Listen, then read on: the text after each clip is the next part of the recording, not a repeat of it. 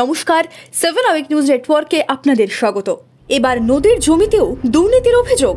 উত্তর 24 পরগনার বাগদার বেতনা নদীর জমি বেআইনিভাবে টেন্ডার দেওয়ার অভিযোগ উঠল স্থানীয় তৃণমূল পরিচালিত পঞ্চায়েত সমিতির বিরুদ্ধে। স্থানীয় সূত্রে খবর, বাগদা পঞ্চায়েত সমিতির অন্তর্গত আশারু সহ একাধিক গ্রাম পঞ্চায়েতের মধ্য দিয়ে যাওয়া বেদনা নদীর জমিতে প্রায় 25 জন ব্যক্তিকে মাছ চাষের জন্য লিজ দেওয়া হয়েছে।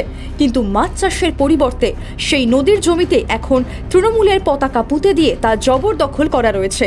নদীর জমি বেআইনিভাবে দখল করার অভিযোগ তুলে এদিন সাগরপুর এলাকায় সংযোগ ও সমাধান নামে বনগাঁ জেলা পুলিশের অন্তর্গত বাগদা থানা পুলিশের অস্থায়ী শিবিরের দ্বারস্থ হন এলাকার বাসিন্দারা।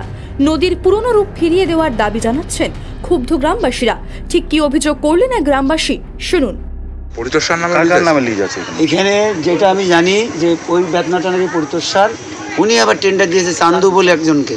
হ্যাঁ, সেই পয়সাটা নাকি পরিতোষা পায় বছরে। যে লিস্টটা কার নামে হয়েছে? পরিতোষার নামে। লিস্টটা কার নামে হয়েছে আমি বলতে পারবো, তবে জায়গাটা নাকি শুনেছি পরিতোষার, এবং কন্ট্রাক্টটা দিয়েছে চান্দুকে, 16 চান্দুকে। দাদা, আপনারা কি এই নদী লিজ? না, আমরা লিজ দিতে দেবো না। আমরা চাচ্ছি যেভাবে আগে আমাদের বেতনা নদী ছিল সেইভাবে থাকুক।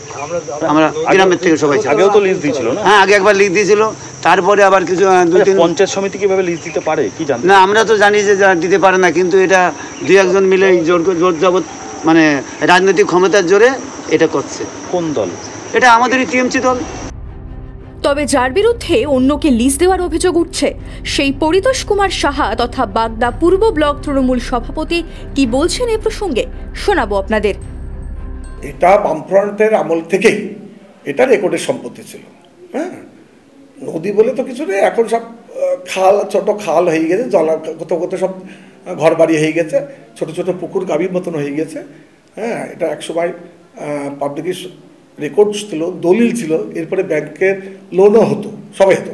তারপর 2000 সালে বন্যার সময় বামফ্রন্ট সরকারই আবার ওটাকে খাস করে। তারপরে দীর্ঘদিন পড়েছিল, ওখানে কচুরিপানায় জাম হয়ে গেছে, মশা মাছি ব্যাঙ উপদ্রব, সাপের উপদ্রব, তারপরে মাছের আকাল, এবং কিছু মানুষ, বিভিন্ন এলাকার মানুষ, তাদের বক্তব্য ছিল যে এইভাবে পড়ি না থেকে, হ্যাঁ, যদি আমাদের পঞ্চায়েত সমিতি বা বিডিও অফিস থেকে আমাদের একটা কিছু কাগজপত্র দেয়, তাহলে আমরা কিছু সামান্য পয়সা দিয়ে তাহলে আপনার এলাকায় চাষ করতে পারে এবং মানুষের উপকার হয়, মাছ টাছগুলো আমাদের এলাকার মানুষ খেতে পারে। এই হিসাবে পঞ্চায়েত সমিতি এবং ব্লক লিগাল পদ্ধতিতে মিটিংয়ে, স্থায়ী সমিতি মিটিংয়ে সিদ্ধান্ত করে খুব নামে মাত্র একটা পয়সায় বিভিন্ন লোক, এলাকার বিভিন্ন লোকে একটা সত্য দিয়েছে যে তোমরা 2 বছরের জন্য, 1 বছরের জন্য এটা চাষ করো এবং পঞ্চায়েত সমিতিও কিছু দেয়। এই একটা পদ্ধতি, এবং সরকারি নিয়মকানুন মেনেই এটা হয়েছে। দুজন না, একজনও না। হ্যাঁ, যার এলাকায় যেটা নিয়েছে সে অনেকেই নিয়েছে, নোটিশ করেই নিয়েছে। না, 20-40-50 জন নিয়েছে এরকম, ছোটো ছোটো যার যার বাড়ির সামনে পড়েছে। হ্যাঁ, তারা তো মাছ চাষবাস করা যায়, এটা গভর্নমেন্টের কিছু পয়সা পঞ্চায়েত সমিতির ওন ফান্ডে আসলো, আবার এলাকার মাছ চাষও হলো এবং এলাকার মানুষ কিছুটা স্বাবলম্বী হলো। নদীর জমি জবরদখলের অভিযোগ প্রকাশ্যে আসতেই শুরু হয়ে গিয়েছে রাজনৈতিক তরজা। নদীর জমি বেআইনিভাবে টেন্ডার দেওয়ার অভিযোগে তৃণমূলকে এক হাত নিয়েছে বিজেপি। অন্যদিকে বিরোধী শিবিরের কটাক্ষকে গুরুত্ব দিতে নারাজ ঘাসফুল শিবির।